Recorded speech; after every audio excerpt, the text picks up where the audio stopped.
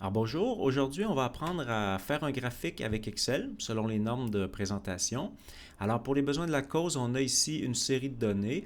On a mesuré la tension aux bornes d'une résistance électrique, delta V, qui se mesure en volts, et le courant qui circulait dans cette résistance-là en milliampères. Alors les données sont ici avec des incertitudes. Ça respecte les règles de présentation qu'on a vues ensemble, c'est-à-dire toutes les incertitudes n'ont qu'un seul chiffre significatif, comme on peut voir ici. Et la mesure qui correspond a toujours le même nombre de décimales que l'incertitude. Alors ici, par exemple, pour les 4 premières données, on a 2 décimales pour l'incertitude. Il y en a 2 aussi pour la mesure. Et lorsqu'on tombe à une décimale pour l'incertitude, on a une décimale aussi pour la mesure. Alors, ce sont les données. Maintenant, on veut faire un graphique de la tension en fonction du courant. Alors, on doit sélectionner nos données. Je commence par sélectionner la colonne de delta V, qui est ici. Maintenant, je dois sélectionner aussi l'autre colonne, le courant. Comme les deux colonnes ne sont pas côte à côte, je ne peux pas les sélectionner en même temps. Et si je sélectionne maintenant la colonne de courant, vous voyez l'autre colonne est désélectionnée. Alors pour sélectionner deux colonnes comme ça qui ne sont pas côte à côte, il faut appuyer sur CTRL après avoir sélectionné la première colonne, maintenir appuyé CTRL pendant qu'on sélectionne la deuxième. À ce moment-là, les deux colonnes vont être sélectionnées. Par la suite, on va faire un graphique avec ça. Alors, on va dans le menu Insertion, qui est ici en haut. Alors, dans Insertion, les graphiques se retrouvent ici au milieu. Alors, nous, en physique, on fait toujours le même type de graphique, c'est nuage de points. Alors, c'est à peu près au milieu, les points séparés comme ça. On ne veut pas que les points soient reliés avec des courbes ni avec des droites. On veut vraiment seulement des points séparés, comme ceci. Alors, le graphique apparaît. On va l'agrandir un petit peu. Alors, il nous reste du travail à faire un petit peu sur ce graphique-là. Première chose, c'est pas tout à fait ce qu'on voulait. Nous, on voulait la tension en fonction du courant. Et Excel a fait le contraire. Vous voyez, ça va jusqu'à 350 ici. Alors, c'est bien le courant qu'on a sur l'axe des Y. Nous, on voulait l'inverse. Alors, pour inverser facilement les colonnes, ce qu'on fait, c'est qu'on d'abord, il faut sélectionner les points. Alors, je clique sur un point pour les sélectionner. Et ensuite, une fois qu'ils sont sélectionnés, vous voyez, les deux colonnes sont colorées. Il s'agit de les inverser. Alors, on les prend et on les déplace comme ça. Je vais mettre celle-là en attendant. Ensuite, je vais prendre l'autre que j'amène ici et ma colonne bleue que je déplace ici. Et en faisant ça, les deux se sont inversés. On peut bien voir ici que ça va jusqu'à 10 maintenant. Donc, on a bien la tension Y et le courant en X. Une fois qu'on a fait ça, il faut mettre maintenant, on veut mettre les incertitudes sur ces points-là. Alors, pour placer les incertitudes sur le graphique, je clique sur les points encore et cette fois-ci, je vais dans le plus qui est à droite. Alors, en cliquant sur ce plus-là, il y a les différents éléments du graphique. Présentement, on en a seulement quelques-uns qui sont sélectionnés. Les barres d'erreur, c'est comme ça que se nomment les incertitudes. Alors, je clique dessus pour que les barres d'erreur apparaissent. Alors, ils sont ici. Et ensuite, j'ai un sous-menu ici à droite avec la petite flèche. Alors, je clique sur la petite flèche pour pouvoir choisir le type d'incertitude que j'ai. Alors, erreur type, en pourcentage, en écart type, je vais plutôt choisir autre option pour pouvoir choisir l'incertitude que je vais avoir. Alors, présentement, donc j'ai un autre menu qui est apparu ici complètement à droite de l'écran. Présentement, ce sont les incertitudes horizontales qui sont sélectionnées. On le voit bien ici sur le graphique. On a des petits points autour de chacune. Alors, les incertitudes horizontales, je vais sélectionner leur valeur avec ça ici à droite, en bas. Alors, je peux mettre soit une valeur fixe. Alors, si je clique dessus, valeur fixe, présentement, c'est 0.1. Si j'avais une incertitude constante, je pourrais remplir cette case-là avec mon incertitude. Nous, ce n'est pas le cas. Si on regarde le graphique, toutes les incertitudes sont variables. Alors, on ne peut pas utiliser ça, valeur fixe. Le pourcentage, si jamais j'avais une incertitude en pourcentage, je pourrais prendre ça. Encore une fois, ce n'est pas mon cas. Moi, je vais devoir prendre personnalisé, ici en bas, puisque les incertitudes sont toutes différentes. Puis ensuite, spécifier une valeur. Alors, je clique là-dessus et j'ai cette petite boîte-là qui vient d'apparaître. Alors, ça me permet de sélectionner mes incertitudes. Pour les sélectionner, j'appuie sur la petite case qui est ici pour pouvoir sélectionner. Donc ici, je suis dans les incertitudes horizontales en X. Alors, c'est bien sur le courant. Alors, je vais sélectionner la colonne d'incertitude sur le courant. J'appuie là-dessus. Je fais la même chose. Je dois le faire deux fois parce que c'est la valeur d'erreur positive et négative. Alors, encore une fois, je resélectionne les mêmes incertitudes. Alors, c'est plus ou moins cette incertitude-là. OK. Et les incertitudes apparaissent. Alors, on peut bien voir l'incertitude sur les points. On peut faire la même chose maintenant en Y. Alors, on a notre menu qui est ici. Pour l'instant, c'est mis en forme de la série. Je ne suis pas vraiment dans les incertitudes. On peut toujours sélectionner, parce que j'ai sélectionné les points, dans le fond. Alors, on peut toujours changer de sélection avec ça ici. C'est écrit Option de série. Donc, en cliquant sur la petite flèche qui est à droite ici, ça me permet de sélectionner d'autres choses dans mon graphique. Alors, présentement, je suis sur la série 1, c'est-à-dire les points. Je veux sélectionner les incertitudes en Y, les barres d'erreur en Y. Alors, j'appuie là-dessus. Et maintenant, ce sont les barres d'erreur qui sont sélectionnées. Alors maintenant, je vais faire le même procédé que tout à l'heure pour mes barres d'erreur. Alors, je vais aller dans les barres d'erreur, autre option. J'aurais pu aussi cliquer sur l'icône en forme d'histogramme qui est ici pour pouvoir ouvrir ce menu-là. Alors, comme tout à l'heure, je prends personnaliser, spécifier une valeur et cette fois-ci, on est sur l'axe des Y. Alors, ça sera bien la tension. On la sélectionne comme ça. Même chose ici. Je sélectionne la tension une seconde fois.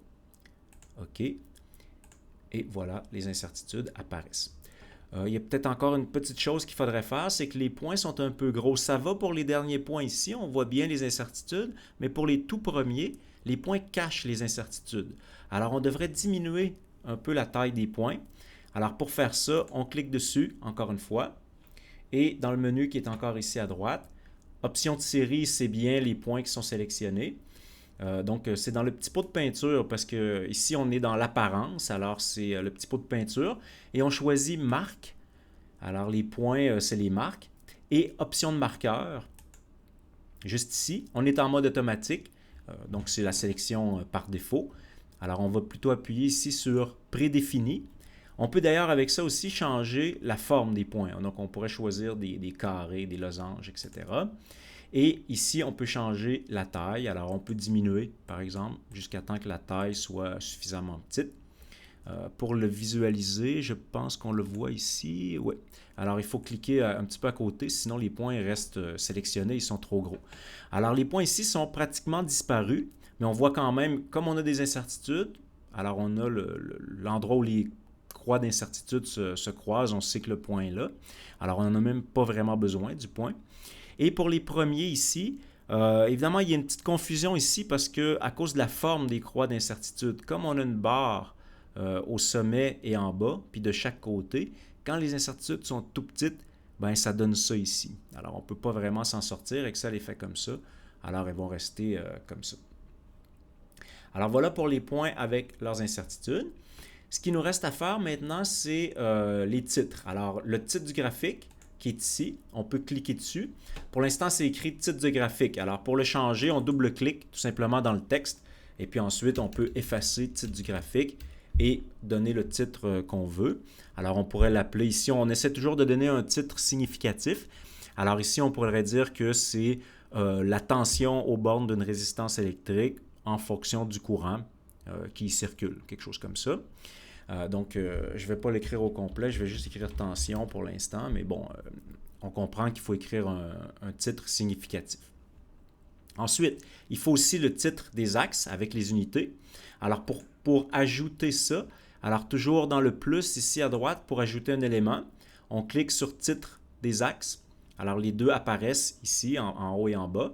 Alors, pour le titre de l'axe ici horizontal, je double-clique pour pouvoir travailler dessus.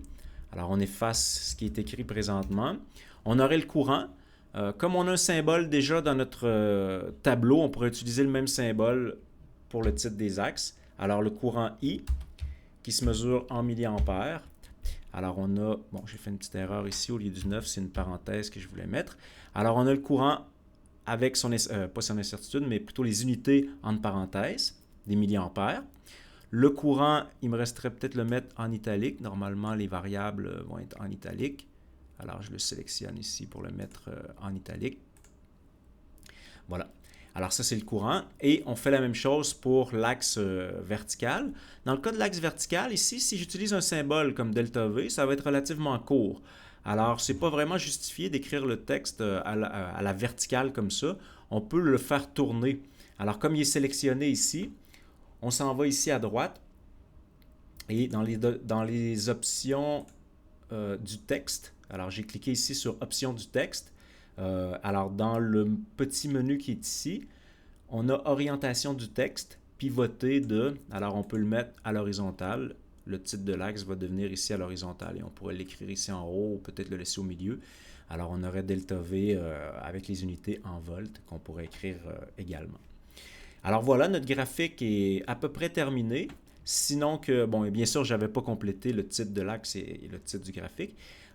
Il nous resterait peut-être à mettre une courbe de tendance. Alors bien sûr, habituellement, on va avoir une courbe de tendance avec son équation, mais ça va faire l'objet d'une autre capsule. Alors pour l'instant, je laisse ça comme ça, sachant qu'il reste la courbe de tendance avec son équation à mettre. On peut aussi, quelques petits détails, Excel par défaut gradue les axes avec le même nombre de décimales que les mesures qu'on avait. Alors ici, par exemple, la tension, comme les premières mesures avaient 2 décimales, il va mettre ici 2 décimales aux mesures. Ça peut être parfois un peu lourd, surtout lorsqu'on a des mesures qui sont passablement précises avec plusieurs décimales. À ce moment-là, l'axe va être gradué avec 4 ou 5 décimales peut-être. Donc, ça va être un peu lourd, surtout que c'est des zéros. Alors, ça aussi, on peut le changer. Alors, on peut cliquer sur l'axe, par exemple. Et puis ensuite, dans les options d'axe, alors toujours dans le menu qui est à droite, dans les options d'axe ici, voyez, on peut fixer entre autres les limites minimum et maximum. On pourrait par exemple couper l'axe si jamais on avait une partie du graphique qui était vide. Alors on pourrait mettre un minimum ici. On peut changer les unités principales et secondaires si ça ne nous plaît pas ce que Excel a choisi. Puis ensuite, on a dans les nombres ici en bas, complètement en bas, nombre. Alors on ouvre le menu et voyez, c'est écrit ici 2 décimales. Donc on peut changer ce chiffre-là. On pourrait mettre par exemple 0 décimales. Et à ce moment-là, on aurait 1, 2, 3, 4, 5, 6, 7, 8, 9, 10, puisqu'on n'avait pas vraiment besoin des zéros. Alors ça, c'est quelque chose qu'on peut faire. Ensuite, si on veut, si ce graphique-là fait partie d'un rapport de laboratoire, on va vouloir l'importer dans Word. Alors on peut faire ça directement. On clique sur le graphique et puis ensuite, on va faire un copier-coller. Donc ici, copier. J'aurais pu le faire avec le bouton droit aussi. Alors le graphique est copié. Maintenant, je vais ouvrir Word. Alors ici, j'avais déjà un Word vide ouvert. Puis on va faire coller. Là, on peut faire différents types de collage. Le mieux, c'est peut-être de faire, donc au lieu de juste cliquer sur coller, je prends le petit menu ici et on a plusieurs types de collages qu'on peut faire. Alors, on peut garder le troisième ici, ou même la mise en forme ici. Vous voyez la chaîne qui est ici, ça veut dire que le graphique va rester lié au fichier Excel. Donc ici, par exemple, conserver la mise en forme source et lier les données. Alors, si je clique là-dessus, mon graphique va être importé. Et ce qui peut être intéressant, c'est que si jamais il est lié au fichier Excel, alors si je modifie le fichier Excel, je vais retourner dedans, je vais introduire par exemple une valeur aberrante, ici 400 par exemple. Alors on voit bien que mon point est tombé complètement à droite ici. Bien, dans le fichier Excel, il s'est changé en même temps parce que les deux fichiers sont liés. Alors c'est un type d'importation qu'on peut faire, à la fois pour le graphique, et pour le tableau d'ailleurs, si on voulait importer ce tableau-là dans Word, on pourrait faire la même chose. Donc, copier-coller avec le même type de collage. Si on fait des modifications dans notre tableau Excel, ils vont se faire automatiquement dans notre document Word. Alors voilà, ça fait le tour pour, disons, une première approche, faire des graphiques dans Excel et ensuite les importer dans Word. Dans une prochaine capsule, on va voir maintenant comment afficher la courbe de tendance, comment avoir l'équation et également l'incertitude sur l'équation.